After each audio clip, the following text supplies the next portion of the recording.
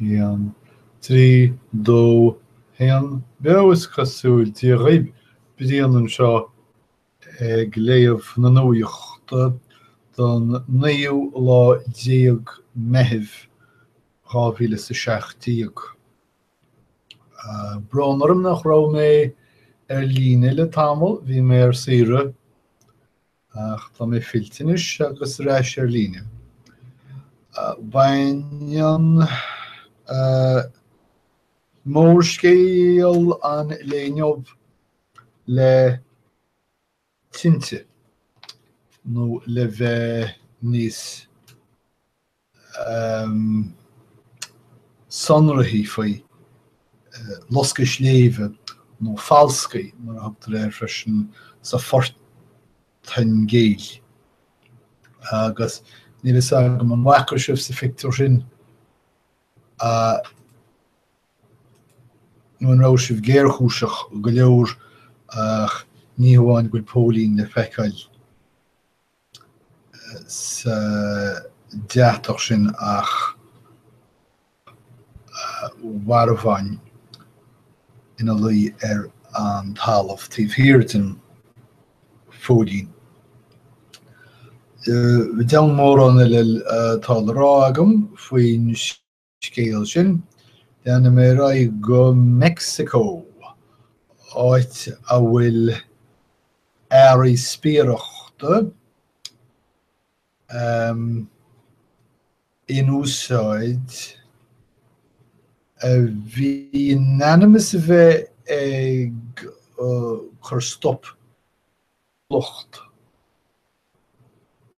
ach atá in úsáid chun criticúirí an Stáit Chiapa. Well, in sagam bhfuil siad Giapa ach tá na Earraí seo an úsáid chun Spiarachta dhéanamh ar gníomhairí cearta déanamh ar seóidí agus gníomhairí frí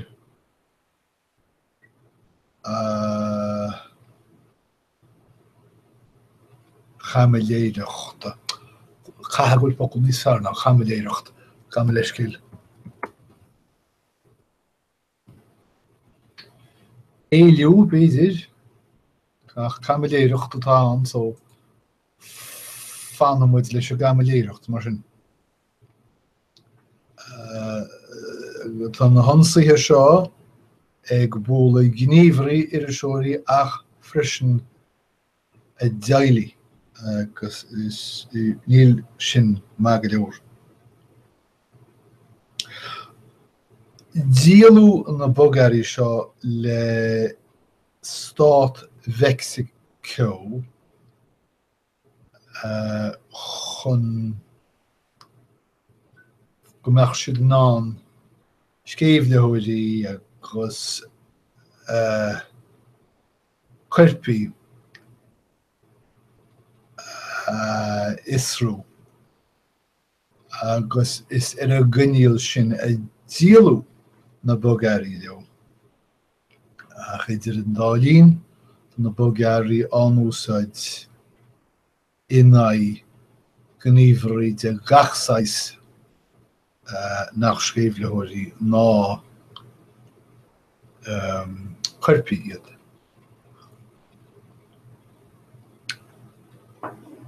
Tá seo focail éile chaithim eilorg.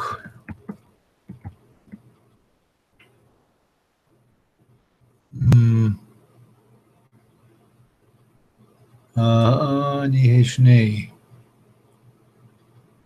Táil fáhí. Tarimlig.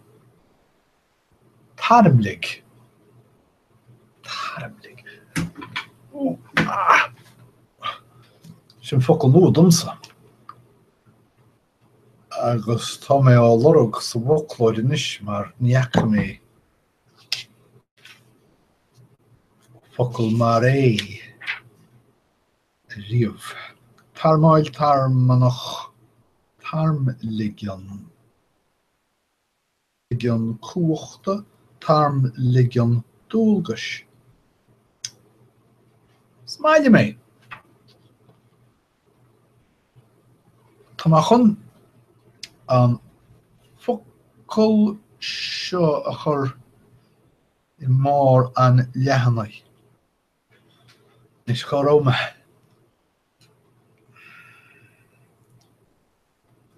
Dúrú faoin uachtar an Obama go raibh sé róghníomhach náirtaíocht míleta na tíre. A bhhailart ar fad atá gceist le Donald Trump. Atá ag géile stratéis na Afganastáine don Pentagon. Agus siird atá muid ag feiceáil an seo ná omlaid cuachta. So sin gúil an cuacht ag bhoga ón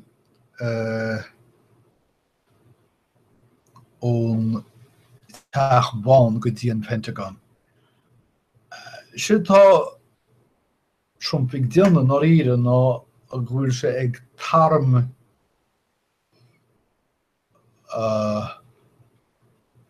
a chuachta uachtarán úile le na heifigí arm níos ísle síos an dréimire. Tada eile le rá an faoi sin. Tá alt simúil an seo faoi mar atá ar cineál daoine bocht.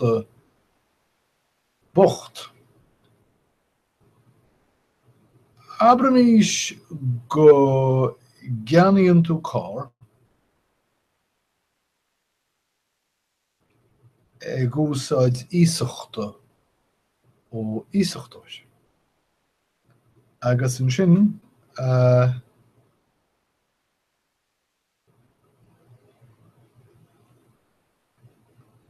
go stoppan tú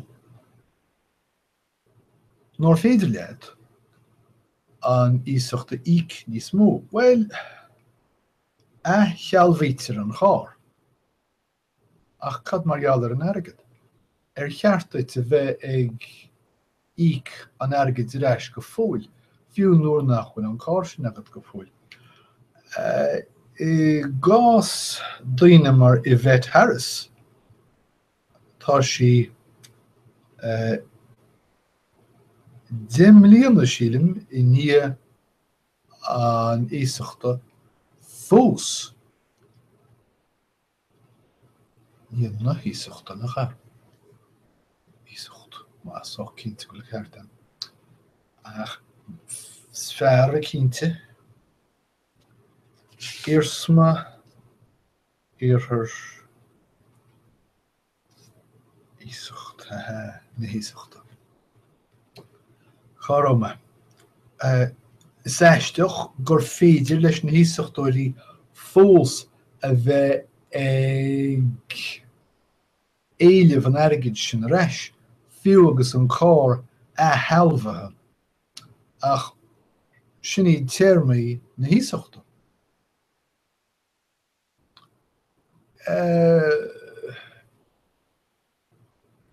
Idir an dálín tá muid ag feiceáil nach bhfuil an dar ráha ag daoine ach géile don é téirmí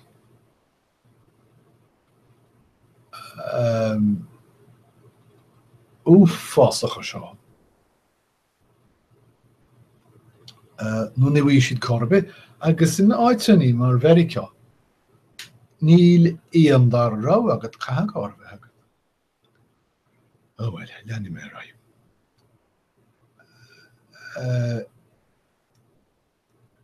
Dhilc Donald Trump le déanaí go raibh sé faoi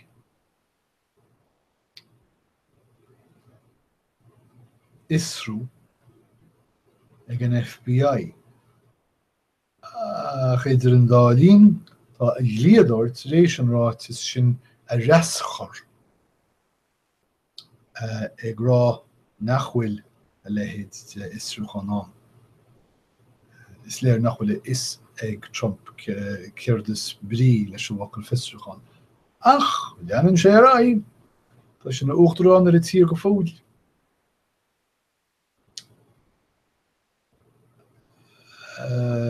Daniel Young as Willard, Ohio.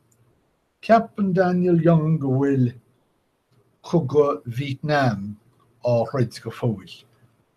Agus tá pusair nár fáiltíú Earraí nuair a tháinig sé Earraí ó na heirbhís thar lear. Agus os rud é nach bhuair sé an fáiltiú sin, tá sé ag clásán go háirt agus go hachrannach go bhfuil na himircí a hagans go dtí an bhaile gach bliain ag fáiltithe ón bhaile ar heachtóibh chun oibre. Tá cinenne an bhaile féle fáiltithe agrú ag tionscnamh scailt sa bhaile agus achran agus ainas agus titim amach. Now, níl is sagam an oibrithe dlíthúla iad seo. Níl éon trácht ar Orbach irid ach bháin go neireann nuacht an gurbás Meicsiceó agus tíre eile sa deisceart iad. Glacam leis go bhfuil cead oibre acu ach déir Daniel Young nár cheart fáilte a chu rompa. Agus iad a gobar sa láib, sa fuiteach mar a thugan pobl Ohio ar chréifóig an stáit.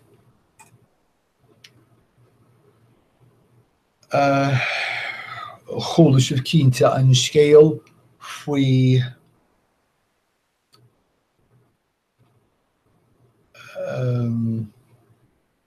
Thionósc ar an USS Fitzgerald nuair a imhúil sé le long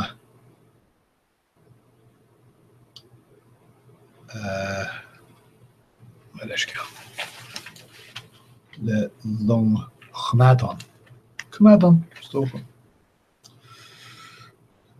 Gus chuirsí tá sa scéal seo ar dhiachas na márnéalach an long a hábhail. Go fíochar agus a rid siad in aghaidh na neacrachtaí. Siad a géirí an long a chuineáil ar snámh. Mae checkáil inis. Feicáil ci chofád agus bhfuil muid ag taifeadú. Ní déir sé riamh farir ci chofád agus tá muid ag taifeadú. A go bhfuil is agah tá tóir me agam gúil muid thar déanónad go háire agus tréis am a chaithh ag lorug focail sa bhoclóir. Mar sin, a roi me as agus stoppi me a chuin. Me géire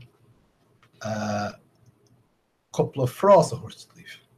Man féidir leat chuir eile a áil a bháin an gadaí tá tú a gúsáid ísachtóra na dála deirí. Más mucú sa fuiteach ar seans go bhfuil tú ag omluisc an